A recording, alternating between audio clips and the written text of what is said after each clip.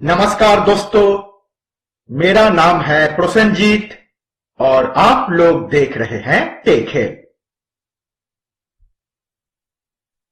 दोस्तों, आज हम इस सर्किट को बनाना सीखेंगे। ये एक हाई वोल्टेज जनरेटर सर्किट है।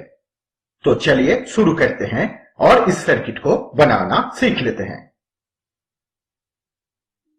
दोस्तों, इसे बनाने के लिए सबसे पहले हमें लेना पड़ेगा कोई भी एक पुराना सीएफएल ट्यूब का सर्किट। उसके बाद दोस्तों अब हमें उस सर्किट से ट्रांसफार्मर को निकाल लेना है। दोस्तों देखिए, मैंने यहां पर एक पुराने सीएफएल ट्यूब के सर्किट से ट्रांसफार्मर को निकाल लिया है। उसके बाद दोस्तों देखिए, अब हमें ट्रांसफार्मर में ये जो फेराइट कोर है, इस फेराइट कोर को हमें ट्रांसफार्मर से निकाल देना है। दोस्तों देखिए, मैंने फेराइट कोर को ट्रांसफार्मर से निकाल दिया है। उसके बाद देखिए, अब हमें लेना पड़ेगा एक 26 AWG कॉपर वायर का टुकड़ा। उसके बाद दोस्तों देखिए, अब हमें इस कॉपर वायर को ट्रांसफार्मर के ऊपर 14 बार ऐसे टर्न कर लेना है। टर्न करने के बाद इस कॉपर वायर को हम लोग बीच में ऐसे फोल्ड कर देंगे। फोल्ड करने के बाद इस कॉपर वायर को हम लोग फिर से ट्रांसफार्मर के ऊपर 14 बार ऐसे टर्न कर लेंगे। उसके बाद देखिए, अब हमें फिर से फेराइट कोर को ट्रांसफार्मर में लगा देना है। उसके बाद देखिए, दोस्तों देखिए, इस ट्रांसफार्मर में टोटल 3 पॉइंट्स है और दोस्तों इसमें से एक पॉइंट में कोई कनेक्शन नहीं है। इसलिए दोस्तों आपने जो ट्रांसफार्मर लिया है, पहले अच्छे से ये देख लीजिए कि उस ट्रांसफार्मर के कौन से पॉइंट में कनेक्शन नहीं है। उसके बाद उस पॉइंट को काट दीजिए। उसके बाद देखिए,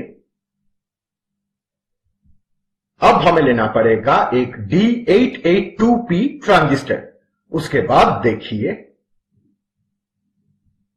अब हमें लेना पड़ेगा ऐसा एक हीट सिंकर। उसके बाद इस हीट सिंकर के साथ हम लोग ट्रांजिस्टर को ऐसे लगा देंगे।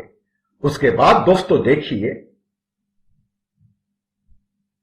अब हमें ट्रांसफार्मर के इस पॉइंट को ट्रांजिस्टर के कलेक्टर पॉइंट के साथ ऐसे सोल्डर कर लेना है।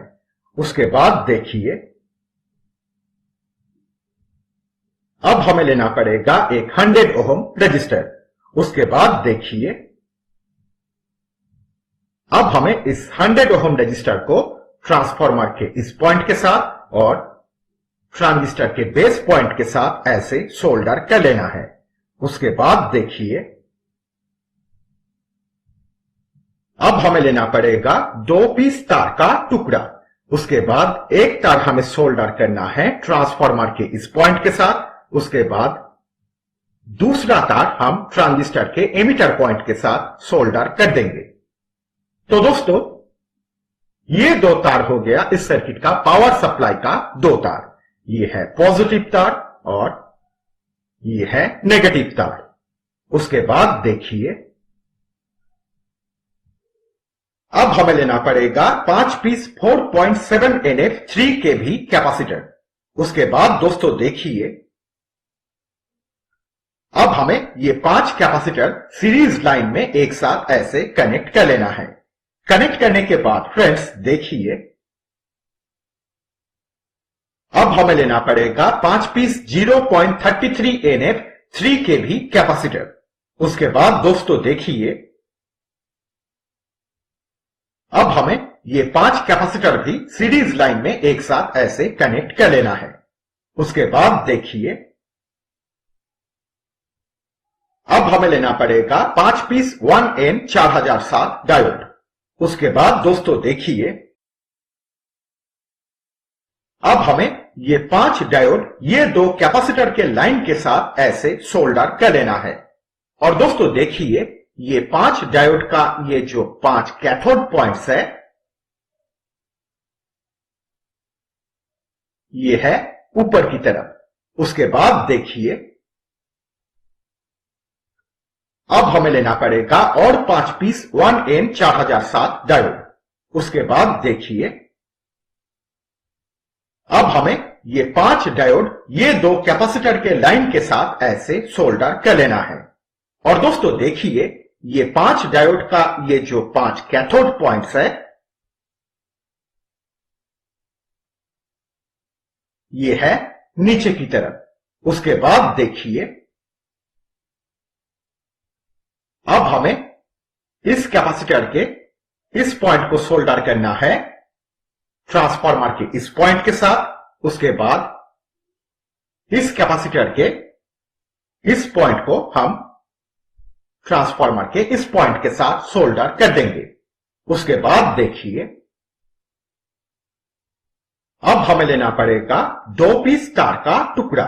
उसके बाद एक तार हमें सोल्डर करना है इस कैपेसिटर के इस पॉइंट के साथ। उसके बाद दूसरा तार हम इस कैपेसिटर के इस पॉइंट के साथ सोल्डर कर देंगे।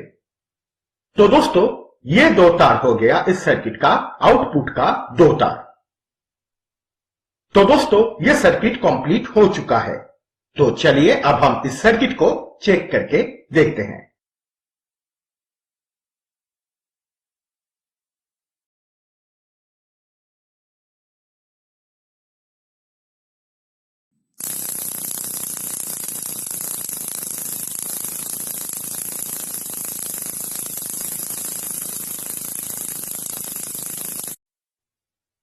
तो दोस्तों, इस तरीके से आप बहुत ही आसानी से एक हाई वोल्टेज जनरेटर सर्किट अपने घर में बना सकते हैं। तो दोस्तों, आज इतना ही। आप लोगों से फिर बात होगी अगले ट्यूटोरियल में। तब तक के लिए bye friends and thanks for watching.